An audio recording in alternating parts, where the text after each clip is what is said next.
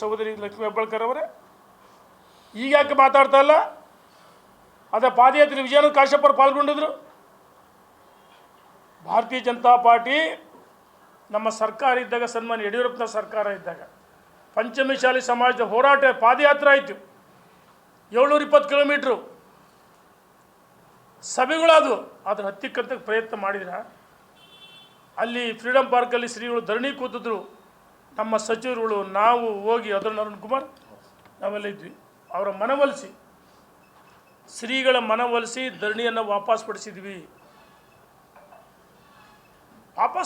ನಾವು. ಮತ್ತು ಆಲಮತ ಸ್ವಾಮೀಜಿಗಳು, ಕನಕಪೀಠದ ಗುರುಗಳು, ಆ ಸಮಾಜಕ್ಕೆ ಎಸ್ ಟಿ ಮೀಸಲಾತಿ ಕೊಡಬೇಕಂತೇಳಿ ಶ್ರೀಗಳು ಸಹ ಪಾದಯಾತ್ರೆ ಮಾಡಿದರು.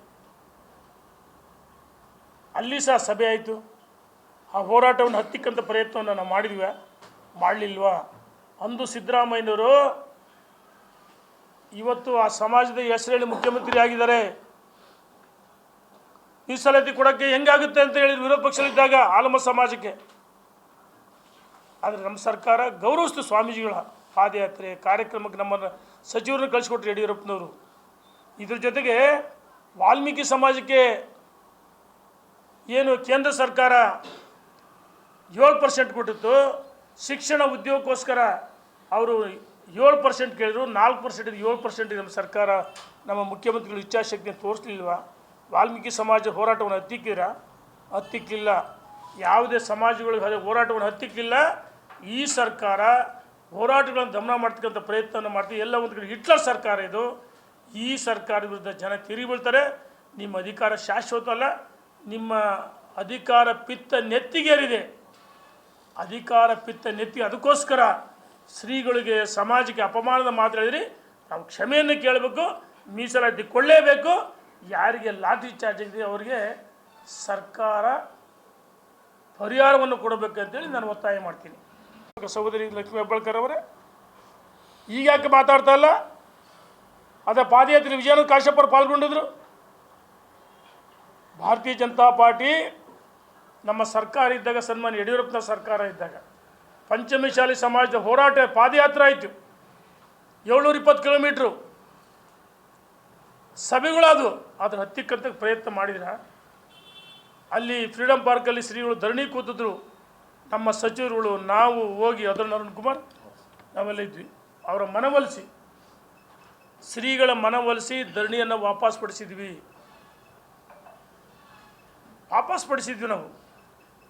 ಮತ್ತು ಆಲಮತ ಸ್ವಾಮೀಜಿಗಳು, ಕನಕಪೀಠದ ಗುರುಗಳು, ಆ ಸಮಾಜಕ್ಕೆ ಎಸ್ ಟಿ ಮೀಸಲಾತಿ ಕೊಡಬೇಕಂತೇಳಿ ಶ್ರೀಗಳು ಸಹ ಪಾದಯಾತ್ರೆ ಮಾಡಿದರು. ಅಲ್ಲಿ ಸಹ ಸಭೆ ಆಯಿತು. ಆ ಹೋರಾಟವನ್ನು ಹತ್ತಿಕ್ಕಂಥ ಪ್ರಯತ್ನವನ್ನು ನಾವು ಮಾಡಿದ್ವಿ, ಮಾಡಲಿಲ್ವಾ? ಅಂದು ಸಿದ್ದರಾಮಯ್ಯನವರು ಇವತ್ತು ಆ ಸಮಾಜದ ಹೆಸರೇಳಿ ಮುಖ್ಯಮಂತ್ರಿ ಆಗಿದ್ದಾರೆ. ಮೀಸಲಾತಿ ಕೊಡೋಕ್ಕೆ ಹೆಂಗಾಗುತ್ತೆ ಅಂತ ಹೇಳಿ ವಿರೋಧ ಪಕ್ಷದಲ್ಲಿದ್ದಾಗ ಆಲಮ ಸಮಾಜಕ್ಕೆ. ಆದರೆ ನಮ್ಮ ಸರ್ಕಾರ ಗೌರವಿಸ್ತು ಸ್ವಾಮೀಜಿಗಳ ಪಾದಯಾತ್ರೆ ಕಾರ್ಯಕ್ರಮಕ್ಕೆ. ನಮ್ಮನ್ನು ಸಚಿವರನ್ನು ಕಳಿಸ್ಕೊಟ್ರು ಯಡಿಯೂರಪ್ಪನವರು. ಇದ್ರ ಜೊತೆಗೆ ವಾಲ್ಮೀಕಿ ಸಮಾಜಕ್ಕೆ ಏನು ಕೇಂದ್ರ ಸರ್ಕಾರ 7% ಕೊಟ್ಟಿತ್ತು, ಶಿಕ್ಷಣ ಉದ್ಯೋಗಕ್ಕೋಸ್ಕರ ಅವರು 7% ಕೇಳಿದ್ರು. 4% 7% ನಮ್ಮ ಸರ್ಕಾರ, ನಮ್ಮ ಮುಖ್ಯಮಂತ್ರಿಗಳು ಇಚ್ಛಾಶಕ್ತಿಯನ್ನು ತೋರಿಸಲಿಲ್ವ? ವಾಲ್ಮೀಕಿ ಸಮಾಜ ಹೋರಾಟವನ್ನು ಹತ್ತಿಕ್ಕಿಲ್ಲ. ಯಾವುದೇ ಸಮಾಜಗಳಿಗೆ ಹೋರಾಟವನ್ನು ಹತ್ತಿಕ್ಕಿಲ್ಲ. ಈ ಸರ್ಕಾರ ಹೋರಾಟಗಳನ್ನು ದಮನ ಮಾಡ್ತಕ್ಕಂಥ ಪ್ರಯತ್ನವನ್ನು ಮಾಡ್ತೀವಿ. ಎಲ್ಲ ಒಂದು ಕಡೆ ಹಿಟ್ಲರ್ ಸರ್ಕಾರ ಇದು. ಈ ಸರ್ಕಾರದ ವಿರುದ್ಧ ಜನ ತಿರುಗಿ ಬೀಳ್ತಾರೆ. ನಿಮ್ಮ ಅಧಿಕಾರ ಶಾಶ್ವತ ಅಲ್ಲ.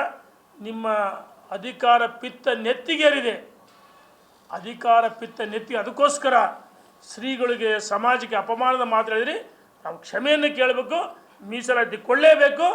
ಯಾರಿಗೆ ಲಾಠಿ ಚಾರ್ಜ್ ಆಗಿದೆ ಅವರಿಗೆ ಸರ್ಕಾರ ಪರಿಹಾರವನ್ನು ಕೊಡಬೇಕಂತೇಳಿ ನಾನು ಒತ್ತಾಯ ಮಾಡ್ತೀನಿ.